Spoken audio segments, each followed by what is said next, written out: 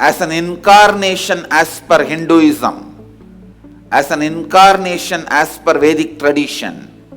I am defining who is Hindu. Whoever cognizes themselves as consciousness, as Upanishads declare in this verse, they are Hindus. Whoever is trying to cognize themselves as Upanishads declare in this verse, they are Hindus. Any intelligent man will understand. Many times, even if you internalize and intraanalyze your problem, you will find a solution.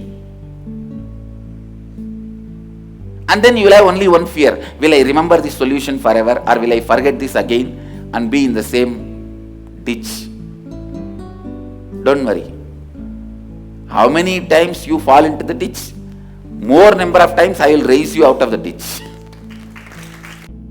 Fight, it's a challenge between you and me. You go on declaring, no, I will fall. I will go on declaring, I will get you out. Don't worry about that. And one more thing, after some time you will be tired of falling. I will not be tired of raising. Understand?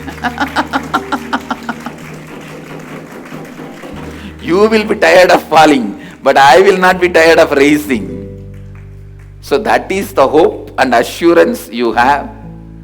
Don't worry about, oh, I may fall down again. No. You have somebody tirelessly raising you up. So you don't need to worry. And any number of times you may fall. At one time, you have to become tired of falling. But you have a person who raises you who can never become tired of raising. So you have that assurance. Don't worry. You can see in your life many times when you internalize, suddenly the problem disappears and you have a solution. The same technology, now I am using it to help you to realize even the ultimate problem can be solved. Ultimate truth can be realized. I was thinking about myself as how can I be consciousness? I can't be consciousness because like I keep getting powerless and everything. So how can I be consciousness and everything? So when I keep thinking like this, I just didn't care for being like having my concept of life as consciousness. So when I didn't care, today I was thinking and contemplating why did I didn't care and why did I feel like that. So when I kept contemplating, I remembered what Swami told today in today's satsang. He was just telling that how many ever times you fall down, I'm here tirelessly to bring you up again and again. So I remembered that, and then I thought, why should I worry when Swamiji is there for me, and it is me who is not deciding to live for what Swamiji says. It is not that like I can't be consciousness. I'm already consciousness. But it is my fault to not decide for life. And the moment I got this click that what Swami told in today's satsang, I came to know I have to have deep trust in Swamiji and I have to decide to live consciousness. It is not that I keep falling down and I can't be consciousness. It is just that I have to decide. Today when I was contemplating that what doesn't let me realize that I'm consciousness, so I found that the root of all those incompletions is just fear. So every time in my life when I'm incomplete, I contemplated that everything is just based on fear. So what I thought is that I am Mahadeva, so like I am Shivoham. So when I'm in space of Shivoham, how can I even get scared? Because everything is Mahadeva, so what should I be scared of? So this is what I got from today's contemplation, that I am Mahadeva, so no fear can touch me.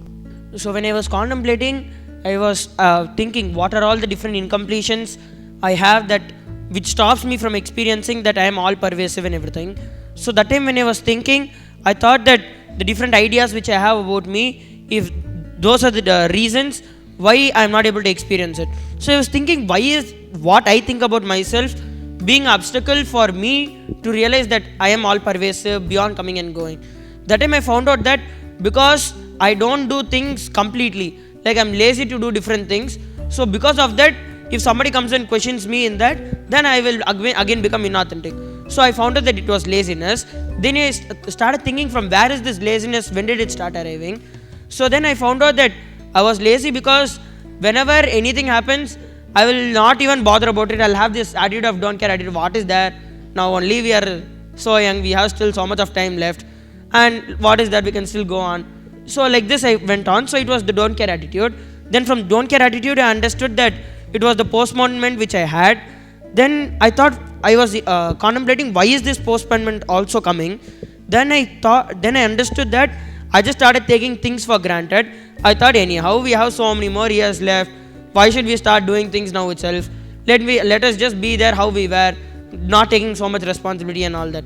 Then this was what I understood. Then immediately one thing clicked with me was that when we already know, Swamiji has said what I am going to be, what each one of us are going to be. Instead of just wasting time not aligning towards that, because any one point we have to become that. If we start now, we are going to become that quicker and faster.